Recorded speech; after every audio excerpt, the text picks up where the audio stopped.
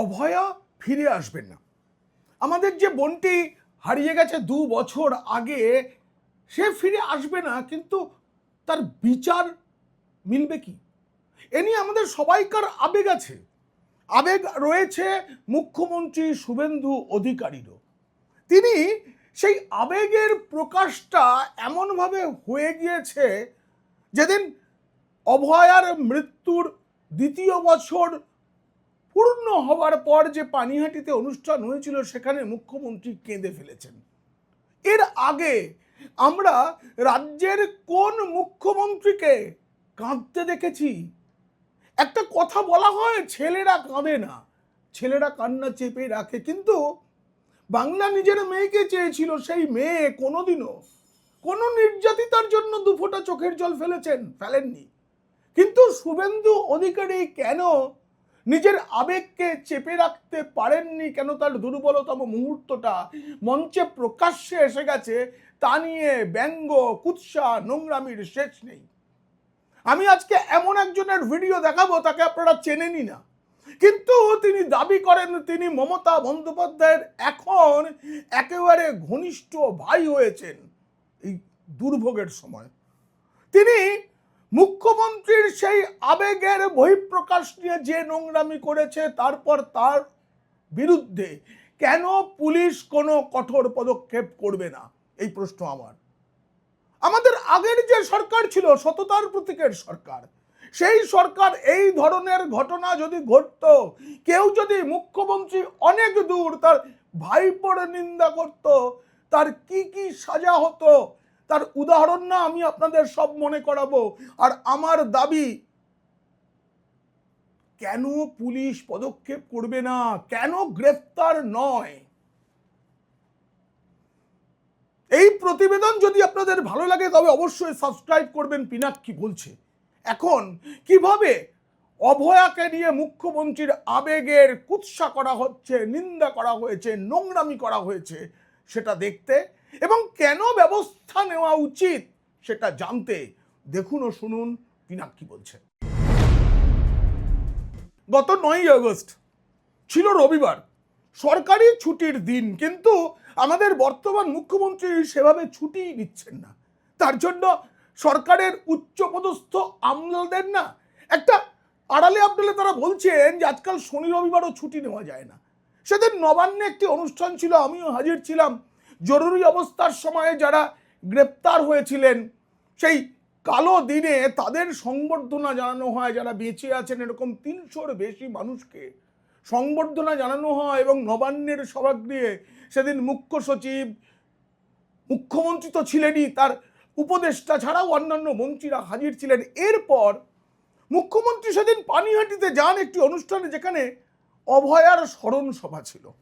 সেই স্মরণ সভায় গিয়ে আপনারা অনেকে দেখেছেন, যারা দেখেননি তাদের আরেকবার দেখাবো। মুখ্যমন্ত্রী অভয়াকে যে তিনি ভোলেননি সেটা বলতে গিয়ে কিভাবে আবেগতাড়িত হয়ে গিয়েছিলেন, শুনুন মুখ্যমন্ত্রী সেই কথাগুলো। আমার যা করার আছে করব, অভয়া ভুলিনি, অভয়া ভুলিনি, অভয়া ভুলিনি, অভয়া ভুলিনি। মানুষ আমাদের জিতিয়েছে অভয়ার বিচার দিতে। আমার লিমিটেশনের মধ্যে আমি কমিটেড, আমি কমিটেড, আমি কমিটেড। আপনারা শুনলেন তো, আপনারা শুনলেন মুখ্যমন্ত্রী আবেগতাড়িত হয়ে গিয়েছিলেন। তাতে ওখানে যারা দর্শক ছিল তাদের মধ্যে অনেক অশিক্ষিতের দল ছিল। সেই সময় তারা হাসছিলেন, হাততালি দিচ্ছিলেন, যদিও এটা হাততালি দেওয়ার বিষয় নয়। সেই নির্বোধ অশিক্ষিতদের তবু ক্ষমা করে দেওয়া যায়, কারণ তারা অবোধ। কিন্তু পেশায় আইনজীবী কেউ যদি তৃণমূল করি বলে মুখ্যমন্ত্রীর এমন অবমাননা করতে পারেন, যেটা নির্লজ্জতা, নোংরামিকে হারিয়ে দেয়, তার কি শাস্তি পাওয়া উচিত নয়? আমি দেখাবো সেই ভিডিওটা, কিন্তু তার আগে বলি যে যেহেতু সিবিআই এবং আদালতের নির্দেশে অভয়াকাণ্ডের তদন্ত চলছে, তার জন্য রাজ্য সরকার নতুন করে কিছু করতে পারে না, অনেক বাধ্যবাধকতা আছে। তার মধ্যেও মুখ্যমন্ত্রী শুভেন্দু অধিকারী এই যে ঘটনা যেটা ঘটেছিল সেটা চাপা দেওয়ার জন্য যে চক্রান্ত হয়েছিল তার তদন্ত শুরু করেছেন, বিনীত গোয়েলদের সাসপেন্ড করেছে রাজ্য সরকার। এর পরেও শ্মশানে যেখানে একদম নিয়ম রয়েছে কোনো দাহ হলে, কোনো দেহ দাহ হলে সেই বাড়ির লোককেই টাকা জমা করতে হয়, কিন্তু অভয়ার ক্ষেত্রে সেটা হয়নি। তৃণমূলের 3 নেতার নাম উঠে আসে, নির্মল ঘোষ, সোমনাথ দে এবং সঞ্জীব মুখোপাধ্যায়। তাদের ভূমিকা নিয়ে অনেক প্রশ্ন, এখন তা নিয়ে নতুন তদন্তের নির্দেশ দেন ওই দিনই মুখ্যমন্ত্রী। তারপর ইতিমধ্যেই এফআইআর হয়েছে, তদন্ত হবে। কিন্তু এই যে ভিডিওটা, শুভেন্দু অধিকারীর এরকম আবেগতাড়িত হয়ে যাওয়া, সেটা নিয়ে একজন, তাকে আপনারা চেনেন না, কেউই চেনে না বাংলার রাজনীতিতে, একবার দেখুন না তার ভিডিওটা, তারপর তার পরিচয়টা আমি বলছি। একবার দেখুন তিনি কি করেছেন। প্রতিবাদ ভুলিনি, প্রতিবাদ ভুলিনি, প্রতিবাদ ভুলিনি। অমন করে ডাকছো কেন ভাই? প্রতিবাদ করবে নাকি? না, আমি প্রতিবাদ করব না। আমার কাছে তো পয়সা নেই। আমি মানুষের প্রতি কমিটেড, আমি মানুষের প্রতি কমিটেড। কমিটেড যখন, তাহলে সেখান থেকে দাঁড়িয়ে একজন ফরমার চিফ মিনিস্টারের ওপরে এইভাবে আক্রমণ হয় কি করে? দিনের শেষে গিয়ে রাজনৈতিক মতপার্থক্য থাকুক, কিন্তু একটা মানুষের প্রতি এই আক্রমণটা হলো কি করে? একজন বিশিষ্ট ব্যক্তিত্ব ব্যারিটোন কণ্ঠে বলে এসছেন বা বলেছেন, যারা এই ঘটনার সাথে জড়িত তারা আমাদের দলের কেউ সমর্থক নন। হাউ?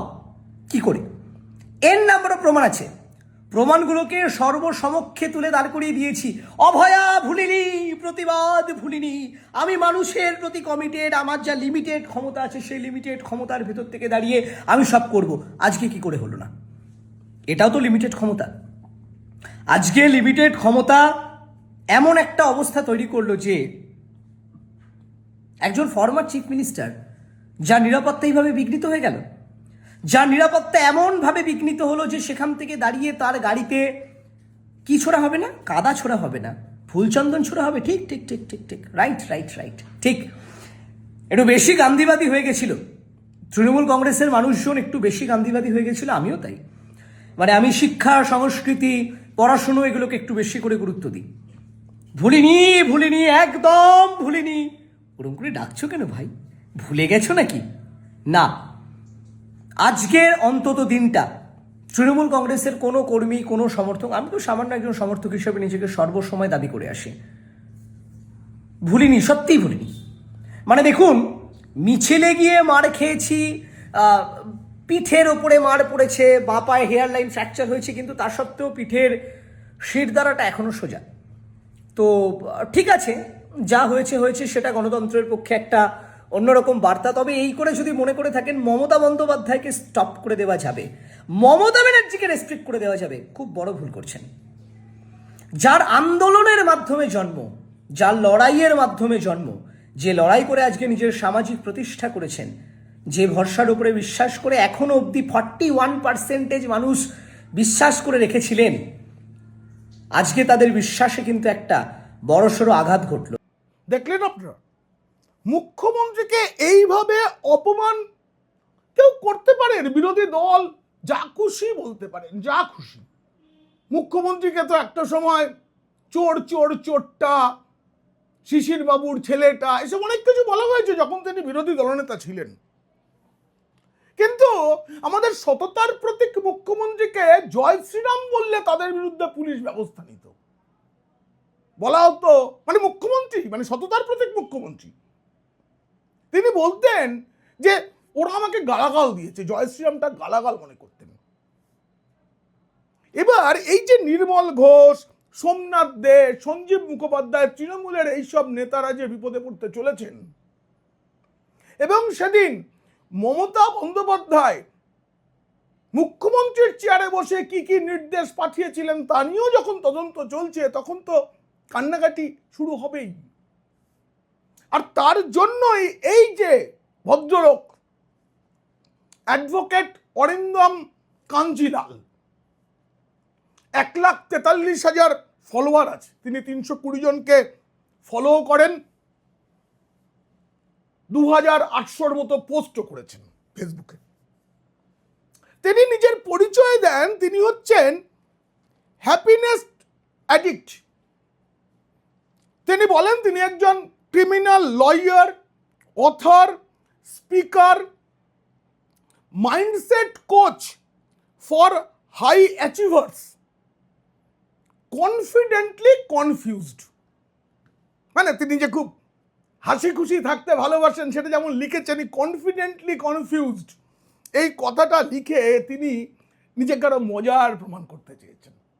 কিন্তু আপনারা বলুন বন্ধু, এই যে happiness addict advocate Arindam Kanjilal, তিনি উকিল, আমার বিরুদ্ধে একটা মামলা করতে পারেন, মানহানির ইত্যাদি অনেক কিছু করতে পারেন, করুন আপনি, কিন্তু তার কি আদৌ হ্যাপি থাকা উচিত? তার কি কনফিডেন্টলি কনফিউজড থাকা উচিত? কারণ তার যা বক্তব্য সেটা শুনে তো আমি কনফিউজড যে এই সরকার কেন সাহস দেখাচ্ছে না, এই প্রশাসন, বর্তমান সরকারের প্রশাসন কেন এই স্থবিরতা দেখাচ্ছে, কেন এই সরকার কি দুর্বল আর তার জন্য এগুলো মেনে নেবে, কেন পদক্ষেপ হবে না? দেখুন, মমতা বন্দ্যোপাধ্যায় সেদিন যখন হালিশহরে গিয়েছিলেন তখন প্রথমে কেউ একটা বলে ওই দেখ চোর এসেছে, তারপর চোর চোর শুরু হয়, তার গাড়িতে মাটি, কাদা, গোবর। আমি নিন্দা করেছিলাম, আমি বলেছিলাম গোবর দেওয়ার জন্য হালিশহরে তো দেওয়ালের অভাব নেই ওই বীজপুর এলাকায়, তাহলে মুখ্যমন্ত্রী মানে যিনি ছিলেন সততার প্রতীকের ওই সাদা গাড়িতে কেন গোবরের ঘুঁটে দেওয়া হবে, কেন কাদা ছোড়া হবে? তিনি যতই চুরি করে থাকুন তাকে কেন চোর বলা হবে?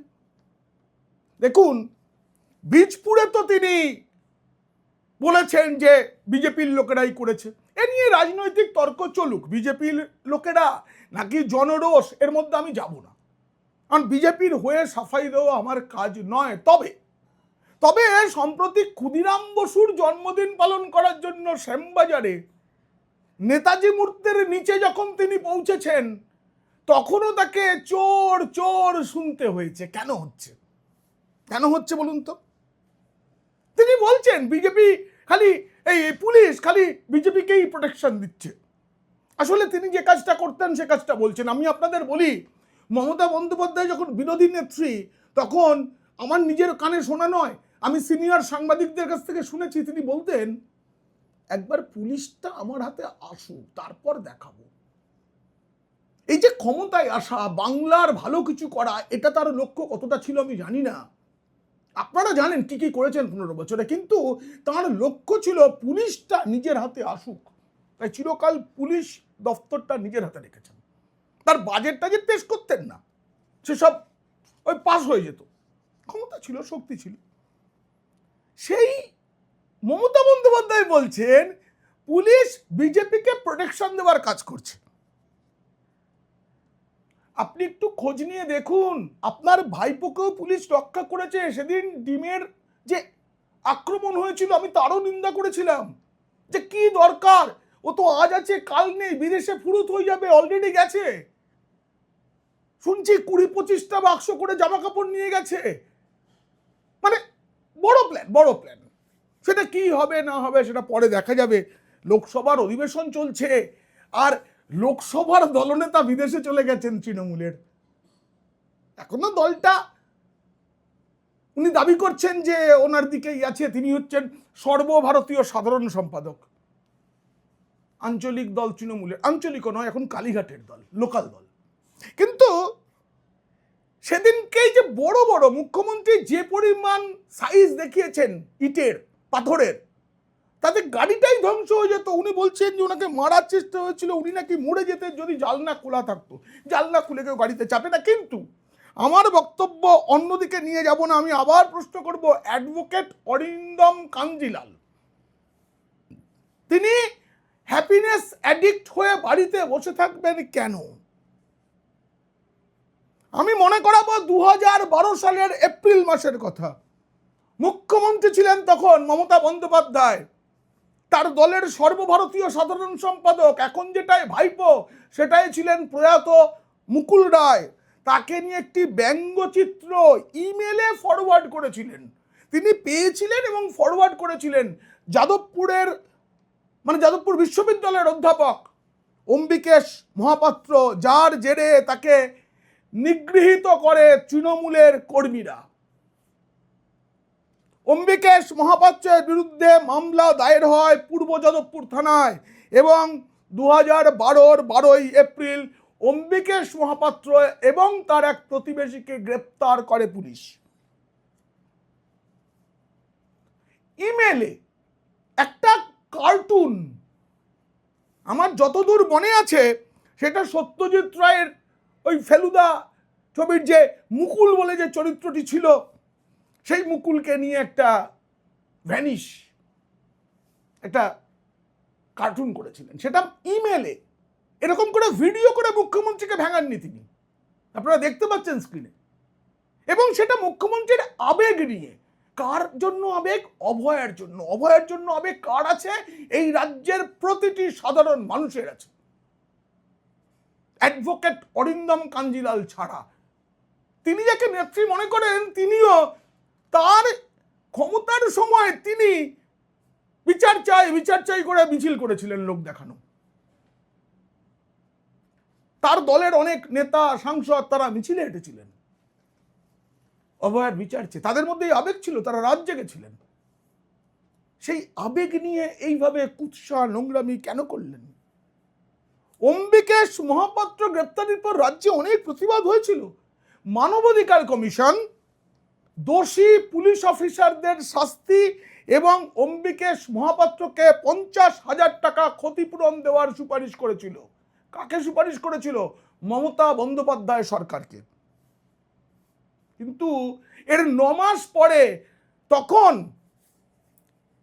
স্বরাষ্ট্র সচিব ছিলেন বাসুদেব বন্দ্যোপাধ্যায়, তিনি মানবাধিকার কমিশনের এই যে নির্দেশ, এই দুটো নির্দেশকেই খারিজ করে দেন। অম্বিকেশ মহাপাত্রকে অন্যায়ভাবে গ্রেপ্তারের জন্য কোনো পুলিশ কর্তা সাজা পাননি এবং তাকে ক্ষতিপূরণ দেওয়া হয়নি।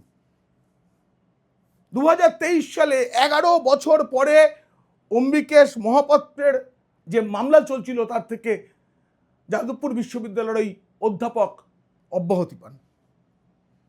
আর একটা উদাহরণ দেব, সেই উদাহরণটা শুনলে আপনাদের মনে হবে এই অরিন্দম কাঞ্জিলাল কেন এখনো বাড়িতে হাসি মুখে বসে থাকবে। 2019 সালের একটা উদাহরণ দিই। মে মাস, লোকসভা ভোট চলছে। সেই সময় তৎকালীন মুখ্যমন্ত্রী মমতা বন্দ্যোপাধ্যায়, যিনি সততার প্রতীক, তার মুখটা প্রিয়াঙ্কা চোপড়া অভিনেত্রী, বলিউড অভিনেত্রী প্রিয়াঙ্কা চোপড়ার শরীরের ওপর বসিয়ে সেখানে মুখটা মমতা বন্দ্যোপাধ্যায়ের করে পোস্ট করেছিলেন আরেক প্রিয়াঙ্কা, তিনি প্রিয়াঙ্কা শর্মা। সেই সময় তিনি হাওড়ায় বিজেপির নেত্রী ছিলেন, এখন হয়তো অন্য দায়িত্ব আমি জানি না। তার বিরুদ্ধে পুলিশে অভিযোগ করা হয় এবং 14 দিনের জেল হেফাজত হয়। পুলিশ তাকে গ্রেপ্তার করেছিল প্রিয়াঙ্কা শর্মাকে। কিন্তু সুপ্রিম কোর্ট যখন প্রিয়াঙ্কাকে মুক্তি দিতে বলে, তখনও রাজ্য সরকার অত্যন্ত খারাপ কাজ করেছিল। প্রিয়াঙ্কা যে ছবিটি পোস্ট করেছিলেন সেটিকে আমি সমর্থন করি না। একজন মুখ্যমন্ত্রী, আজকাল তো আমরা দেখছি কোনো প্রতিবাদ হলো না, কিন্তু একজন অভিনেত্রী, বামপন্থী অভিনেত্রী, তিনি এমন একটা ছবি পোস্ট করলেন যেখানে দেখা যাচ্ছে প্রধানমন্ত্রী নরেন্দ্র মোদীর অন্ডকোষ ধরে জেনজিরা টানছে। আপনারা জানেন তার নাম, পরিচয়, সে শ্রীলেখা মিত্র। আসলে কাদের মিত্র সেটাও আপনারা জানেন, কোনো ব্যবস্থা হয়নি। কিন্তু এই যে প্রিয়াঙ্কা শর্মা, তাকে যখন সুপ্রিম কোর্ট থেকে তার জামিন হলো, সেটা মঙ্গলবার ছিল, মঙ্গলবার জামিন হয়, কিন্তু প্রিয়াঙ্কাকে জেল থেকে মুক্তি দেওয়া হয়েছিল বুধবার। এ নিয়ে সুপ্রিম কোর্টের প্রশ্নের মুখে পড়েছিল তৎকালীন সরকার। বলা হয়েছিল এটা তো আদালত অবমাননা হয়ে গেল। যেদিন আদালত নির্দেশ দিচ্ছে সেদিনই তো মুক্তি দিতে হবে। বিচারপতি ছিলেন ইন্দিরা বন্দ্যোপাধ্যায়। আর একটা মনে করাই, 2019 সাল রাজ্য সরকারের সমালোচনা করে পোস্ট করেছিলেন, প্রদেশ কংগ্রেস নেতা ছিলেন সেই সময়, এখন তিনি একজন খ্যাতনামা ইউটিউবার, সাংবাদিক সন্ময় বন্দ্যোপাধ্যায়। তখন তিনি নিয়মিতভাবে সোশ্যাল মিডিয়াটা করতেন, কখনো মমতা বন্দ্যোপাধ্যায়, কখনো অভিষেক বন্দ্যোপাধ্যায়, কখনো তখন পিসির খুব কাছের পার্থ চট্টোপাধ্যায়, এদের নিয়ে নানা রকম লেখালেখি করতেন। আর সেই লেখালেখিগুলো নাকি খুব অবমাননাকর, এর জন্য প্রদেশ কংগ্রেসের মুখপাত্র ছিলেন এবং কাউন্সিলরও ছিলেন সন্ময় বন্দ্যোপাধ্যায়। সেই সময় সন্ময় বাবুকে তার আগরতলার বাড়িতে এসে গ্রেপ্তার করে পুরুলিয়ার পুলিশ। ভাবতে পারছেন? তার আগে পরিবারের সদস্যদের হেনস্থা করার অভিযোগ উঠেছিল। খড়দা থানায় তখন কংগ্রেস বিক্ষোভ দেখায়, সেই ডেপুটেশন নিয়ে ধস্তাধস্তি, মানে বামেরাও গিয়েছিল, বাম কংগ্রেস সবাই মিলে। পরে সন্ময় বন্দ্যোপাধ্যায় বিজেপিতে যোগ দেন। এখন মূলত ইউটিউবে আমার মতোই তিনি নিয়মিত রাজনৈতিক ভিডিও করেন। কিন্তু কেন? সন্ময় বন্দ্যোপাধ্যায়ের বাকস্বাধীনতা ছিল, তাই তিনি করেছিলেন। আর যদি তাকে গ্রেফতার করাটা ন্যায্য হয়, তাহলে অরিন্দম কাঞ্জিলাল কি করে এখনো বাড়িতে বসে হাসি মুখে একটার পর একটা ভিডিও করে যাচ্ছেন? তিনি আমার বিরুদ্ধে মামলা করতে পারেন, আমি তার গ্রেফতার দাবি করছি বলে। কিন্তু আমি তো পুরনো নজির দেখিয়ে বলছি, রদ্দুর রায় মনে আছে আপনাদের? অন্যায় করেছিলেন। ইউটিউবার রদ্দুর রায় মুখ্যমন্ত্রীর বিরুদ্ধে আপত্তিকর এবং কুরুচিপূর্ণ মন্তব্য করেছিলেন। তিনি গায়ক রূপঙ্কর এবং প্রয়াত কে, যিনি কলকাতায় মারা গেলেন, এই দুজনকে নিয়ে একটা ফেসবুক লাইভ করেন। সেখানে তিনি রূপঙ্করকে নিয়ে এবং মুখ্যমন্ত্রী মমতা বন্দ্যোপাধ্যায়, মানে তৎকালীন মুখ্যমন্ত্রী ফিরহাদ হাকিম, তখন তিনি কলকাতার মেয়র রয়েছেন, পুলিশ কমিশনার, এদের নিয়ে নানা রকম কুরুচিকর মন্তব্য করেন। বাজার চলতি কিছু অশ্লীল শব্দ ব্যবহার করেছিলেন রদ্দুর রায়। তাকে কিন্তু গ্রেপ্তার করা হয়েছিল। কলকাতা পুলিশ গোয়ায় গিয়ে গ্রেপ্তার করে নিয়ে এসেছিল। আমার মনে আছে, আমি রদ্দুর রায়ের খুব বড় সমর্থক নই, কিন্তু তার ভিডিও আমি দেখেছি। কিছু কিছু জায়গা মজার, কিছু কিছু জায়গা কুরুচিপূর্ণ লাগে, কিন্তু তারও তো বাকস্বাধীনতা ছিল। যদি অরিন্দম কাঞ্জিলালকে ছেড়ে দেওয়া হয়, আমার মনে হচ্ছে তখন রদ্দুর রায় একটা পোস্ট করেছিলেন, কেস দাও মোড়ে, কেস দাও আরো, বন্ধ রাখিও কারাগারে, এরকম নানা রকম পোস্ট করেছিলেন। কারণ তিনি বুঝতে পেরেছিলেন তিনি কেস খাচ্ছেন, কেস খেয়েছিলেন, মামলা চলেছে, মুক্তি পেয়েছেন। কিন্তু আমার বক্তব্য, এই সবগুলোই কিন্তু ছিল রাজনৈতিক বক্তব্য। কেউ মমতা বন্দ্যোপাধ্যায়ের আবেগে নিয়ে কুৎসা করেনি, নোংরামি করেনি। প্রত্যেকটাই ছিল রাজনৈতিক পোস্ট, সেটা রদ্দুর রায়ের, সন্ময় বন্দ্যোপাধ্যায়ের, সেটা প্রিয়াঙ্কা শর্মার, কিংবা অম্বিকেশ মহাপাত্রর। আর এখন যেটা হলো, সেটা কি শুধুই শুভেন্দু অধিকারীর আবেগ? শুধুই কি অভয়ার বিধায়ক মা রত্না দেবনাথের আবেগ? এই আবেগ তো গোটা রাজ্যের। শুধুই কি শুভেন্দুর আবেগ? শুধুই মুখ্যমন্ত্রী শুভেন্দু অধিকারীর আবেগ কি? শুধুই কি অভয়ার বিধায়ক মা রত্না দেবনাথের আবেগ? এই আবেগ তো গোটা বাংলার। অভয়ের বিচার পাওয়া যায়নি, তার জন্য প্রমাণ লোপাট ইত্যাদি অনেক অভিযোগ আছে। সেটা নিয়েও তদন্ত হওয়া উচিত। এই তদন্ত কবে মিটবে, কি হবে, আমরা কিছু জানি না, কিন্তু আমাদের আবেগ, আমাদের মনের কষ্ট, সেটা কি চলে যাবে? আমার তো আবেগ কসবার ল কলেজে ওই মেয়েটিকেও নিয়ে আছে, যার দাদারা তাকে কলেজের মধ্যে গণধর্ষণ করেছিল। আমার আবেগ আছে তমান্না খাতুনকে নিয়ে, ওই ছোট্ট কচি মেয়েটি কোনো কিছু না জেনে তৃণমূল জিতেছে, তার যে বিজয় উল্লাস, সেই বিজয় উল্লাসের বোমায় ছিন্ন ভিন্ন হয়ে গিয়েছিল ওই ছোট্ট দেহটা। হাসখালি, অনেক কিছু নিয়ে আবেগ আছে, কিন্তু সবচেয়ে বেশি গোটা রাজ্য সবচেয়ে বেশি আবেগ প্রকাশ করেছে যাকে নিয়ে, তিনি তো অভয়া। আজও তার তদন্ত বিচার সবকিছু চলছে, স্লো চলছে, কিন্তু চলছে। আমাদের আবেগ তো মুছে যায়নি। সেখানে মুখ্যমন্ত্রী যদি এভাবে আবেগ প্রকাশ করে ফেলেন, আমি আগে বলেছি আবার বলছি, কবে কবে দেখেছেন কোনো মুখ্যমন্ত্রী চোখের জল ফেলছেন? তার তো ব্যক্তিগত কোনো ক্ষতি নয়।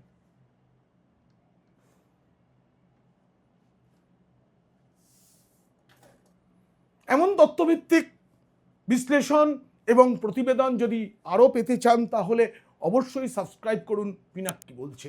যারা নিয়মিত দেখেন কিন্তু সাবস্ক্রাইব করেননি তাদের বলছি আজই সাবস্ক্রাইব করুন, কোনো খরচ নেই, বেল আইকনে হাত ছোঁয়ান, নিয়মিত নোটিফিকেশন পাবেন প্রতিটি তথ্যমূলক বিশ্লেষণের।